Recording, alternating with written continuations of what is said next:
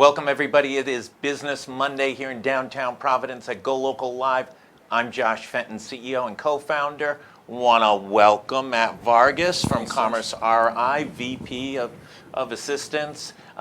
First and foremost, on celebrating Veterans Day. Thank you for your service. Thanks, Josh. Appreciate it. A graduate of West Point. You did graduate, right? Once upon a time. Yeah. I have the paperwork to prove it. Excellent. Were you like John McCain at Naval Academy? You finished like second to last or anything like that? I'm not going to discuss the specifics of the numbers, but I did. Is that top secret? It's an exercise in completion, I think is the terminology. Congratulations on everything.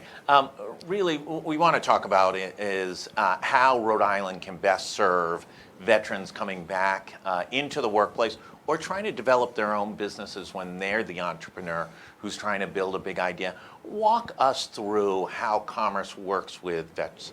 That's a great question, Josh, and thanks again for the recognition. The veteran community is obviously one that is of supreme importance to the corporation. We have a number of veteran-owned businesses here in the state that are crucial parts of the ecosystem. We actually just had the water fire salute to veterans. Right, it was great. Really successful. We actually invited a whole bunch of veteran-owned businesses to be involved. Really great outcomes, both locally and regionally, to sort of spread the word about the great stuff we're doing here in the state. So great outcome there. A lot of resources for small business made available, but I just figured I would start with a call to action to the veteran-owned businesses out there.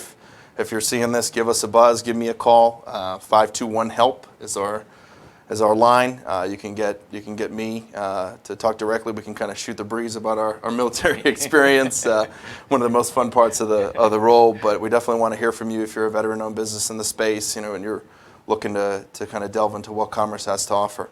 So we've obviously, as part of this partnership, had a number of veteran-owned businesses, their CEOs on talking about their experience. I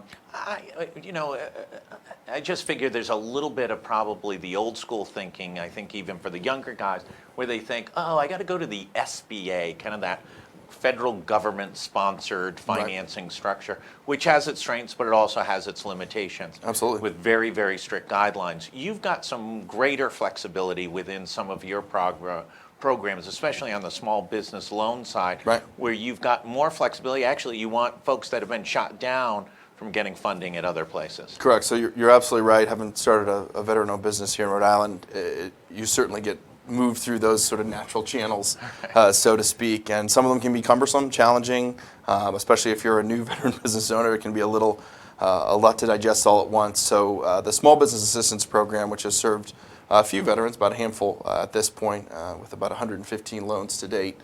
Pretty robust portfolio, but we have some unique tools and lending partners that can help in situations that otherwise weren't bankable or weren't lendable prior. So it really is a unique program. Again, if you're looking to inquire, 521-HELP, we can get you to the right people and get you in touch and sort of explore that option. But we have a bunch of other programs too that kind of aren't the traditional federal route.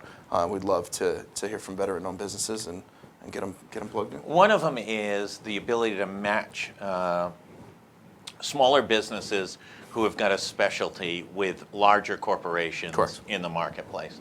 And it's a really interesting idea. Rhode Island is one of the few states at the state level that doesn't have a natural bonus for procurement to state vendors. Talk a little bit about how that matchmaking takes place, what the strengths are, what the challenges are. Absolutely. So the program Josh is referencing is called Supply RI.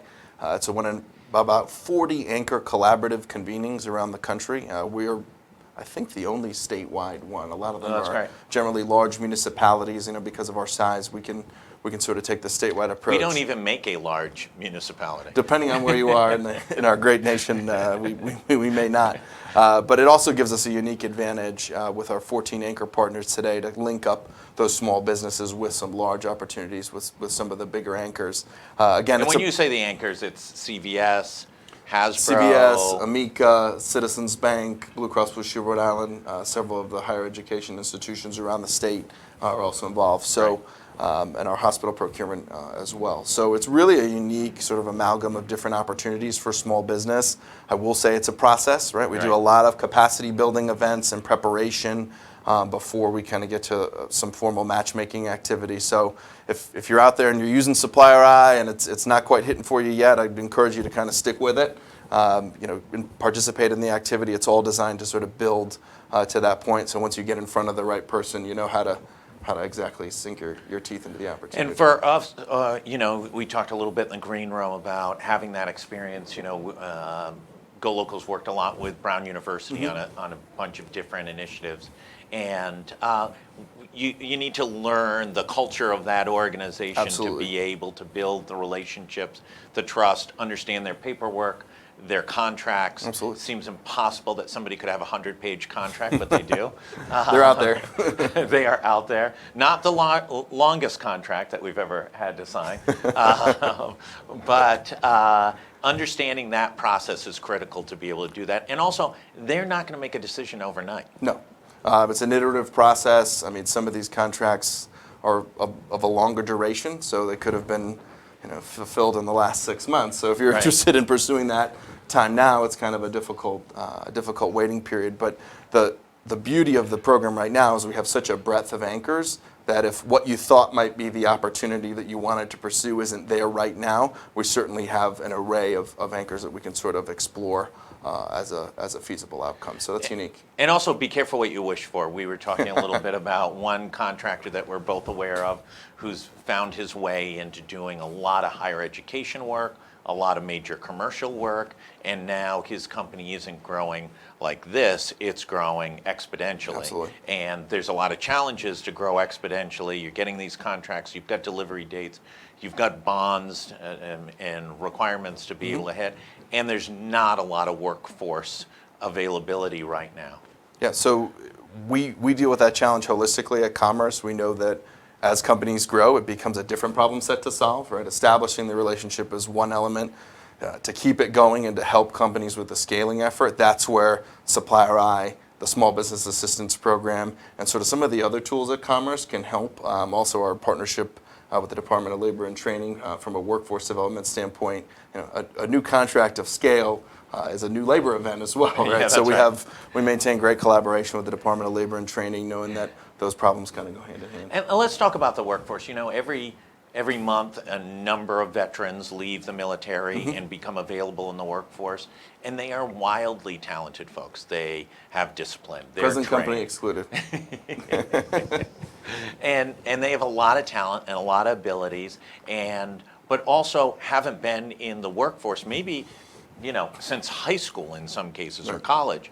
They have to go through a transition. Talk a little bit about how, I know job training's working on that, but how Commerce works with that process.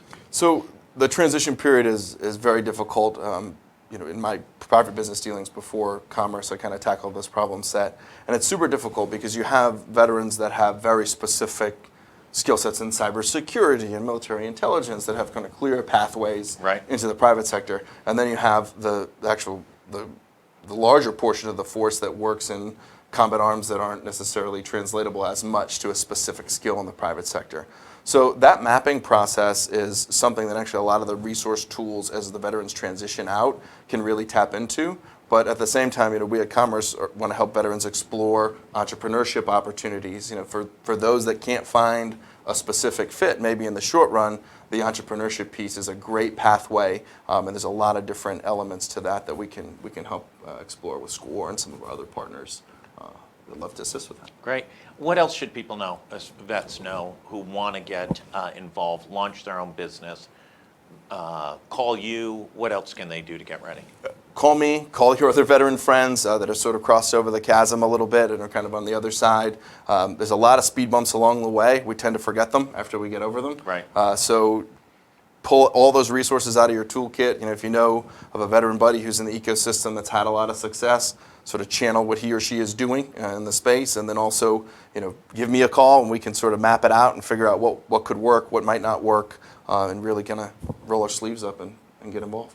Matt Vargas from Commerce RI, thanks so much. Josh, what a pleasure. Again, Thank you. thank you again for your service. This will be running in time for Veterans Day, and Perfect. obviously a critical day of memories and thanks to everybody who served our country. We're going to be right back. We're going to take about a 15-second break, 30-second break. We'll be right back with Peter Schneider, Head of Research and Economic Development down at the University of Rhode Island. We'll be right back.